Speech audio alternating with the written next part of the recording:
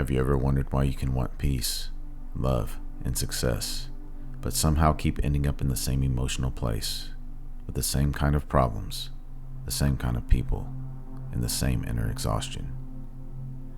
You tell yourself, this time will be different, but then the old pattern returns. You start overthinking again. You start doubting yourself again. You go back to the same comfortable habits, the same emotional reactions, the same familiar pain. And the worst part is, a part of you already knows what you should do, but something deeper keeps pulling you back. That's because the life you consciously want may feel unsafe to the part of you that learned how to survive the old one. Today, we're uncovering why your subconscious rejects the life you say you want, why familiar pain can feel safer than unfamiliar peace, and how to stop mistaking repetition for destiny. Let's begin. Most people think change fails because they're not disciplined enough. They think they need more motivation, more willpower, more routines, more intensity. So they try harder.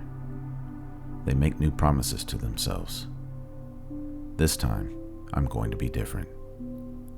This time, I'm going to stop attracting the same kind of people. This time, I'm going to build the life I actually want. And for a little while, it works. You feel inspired. You feel focused. You feel like you have finally turned a corner. But then something strange happens. The old emotional gravity pulls you back. You fall into the same reactions. You answer the same kind of messages. You tolerate the same kind of disrespect. You procrastinate on the same dream. You go back to the same comfortable habits, the same self-doubt, the same inner heaviness. And then the mind says, "See, you haven't changed at all." But that's not the whole truth.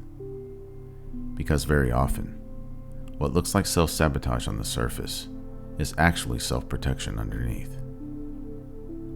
Your subconscious is not trying to ruin your life.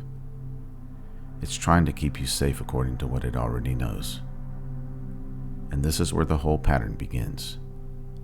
Because the subconscious does not choose what is best for you. It chooses what's familiar.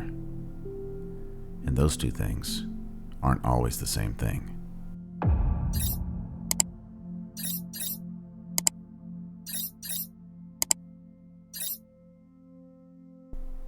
Your conscious mind wants change, but your subconscious mind wants survival. Your conscious mind says, "I want to be loved." Your subconscious asks, "Does love even feel safe?" Your conscious mind says, "I want to be successful." Your subconscious asks, "Will success make people judge me?" Your conscious mind says, "I want a peaceful life." Your subconscious asks, "Do I even know who I am without chaos?" That's the hidden conflict. You're not just fighting laziness. You're not just fighting fear. You're not just fighting bad habits. You're fighting an old internal map of safety.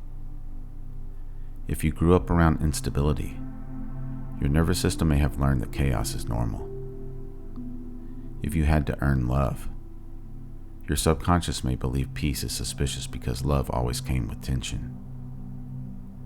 If you were criticized when you tried to shine, part of you may associate success with danger.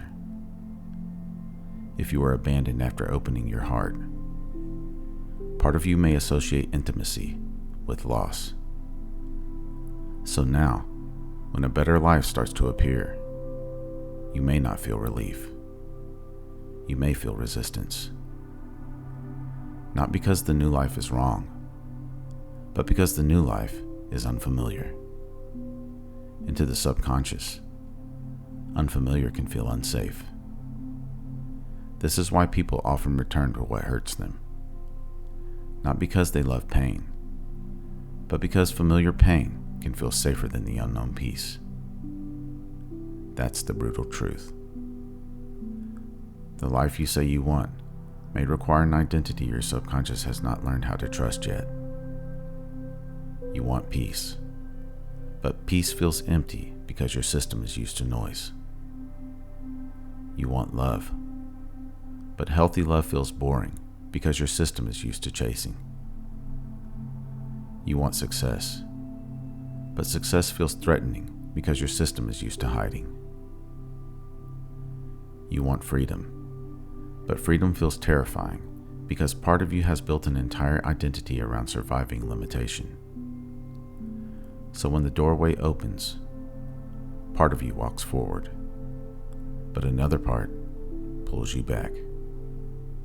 And then you call that failure. But it's not failure. It's an old pattern asking to be seen.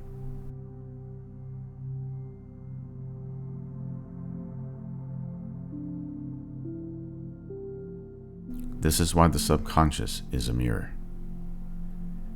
It does not only show you what you desire, it shows you what you still believe is safe. And that's uncomfortable, because it means your repeated patterns are not random. The same relationship pattern, the same financial ceiling, the same emotional exhaustion, they're all showing you something. Not as punishment, but as information. Your life is not mocking you. It's revealing the internal agreement you keep living from. Somewhere inside, a part of you may still believe, I have to struggle to be worthy. I have to overgive to be loved. I have to stay small to be accepted. I have to expect disappointment so it hurts less when it comes. I have to control everything because safety cannot be trusted.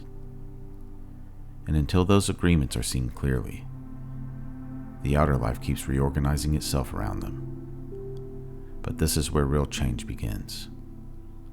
Not with hatred toward yourself, not with forcing yourself into a new identity overnight, and not with spiritual bypassing, where you pretend the wound is gone because you said the right affirmation.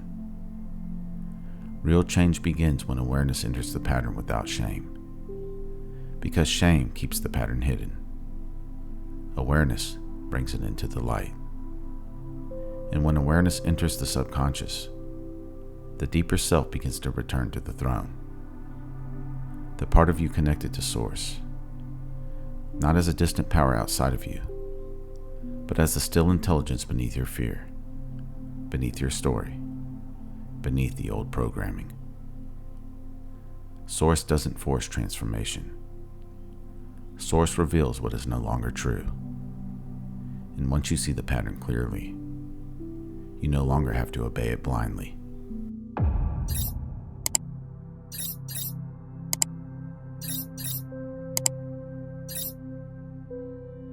So how do you actually begin the shift? Well, you don't start by attacking the subconscious. You start by listening to it. When you feel yourself falling into old patterns, pause and ask yourself, what does this familiar pattern give me? Does it give me control? Does it give me emotional certainty? Does it help me avoid rejection? Does it let me stay hidden? Does it protect me from the unknown? Because every pattern has a hidden payoff, even painful patterns. The relationship you keep returning to may give you the comfort of predictability. The dream you keep delaying may protect you from the fear of being judged. The chaos you keep recreating may protect you from the emptiness you feel when things are finally quiet.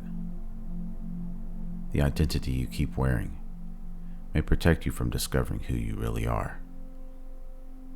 This doesn't mean the pattern is good. It means the pattern once served a purpose. But what protected you in one season can imprison you in another. At some point, the survival strategy becomes the cage, and the life you say you want cannot enter until the part of you clinging to the cage understands that the door is open now. This is why healing has to be gentle and honest at the same time. You have to be gentle enough to understand why the pattern formed, but honest enough to stop worshiping it. You have to stop saying, "This is just who I am." No, this is who you became while trying to survive. And there is a deeper self beneath that. A self that does not need chaos to feel alive. A self that doesn't need struggle to feel worthy. A self that doesn't need to recreate the past in order to feel safe. That self is not something you invent. It's something you return to.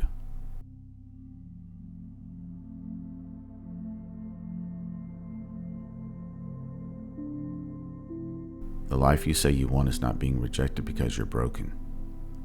It's being rejected because part of you still doesn't recognize it as safe. So the work is not to visualize a better life.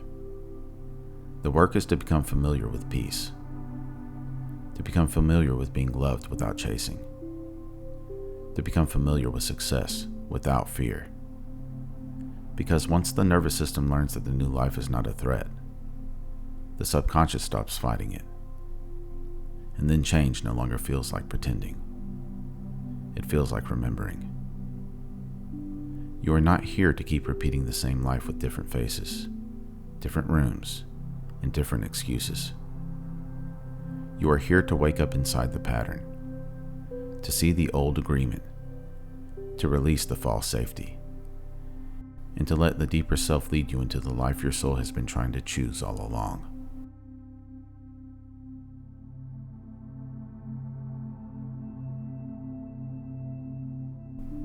If this journey spoke to you, be sure to like, subscribe, and share this video with someone ready to experience life beyond thought. Comment below. What old pattern are you finally ready to stop calling normal? I read every comment. If you would like to support my work directly, you can do so at buymeacoffee.com/magnumopus333. Or you can explore some original merchandise at my Teespring store online. The link is in the description below. You can also support the channel by becoming a member or sending a super thanks if this work has helped you. Any support is greatly appreciated. Remember, your consciousness is the key that unlocks reality.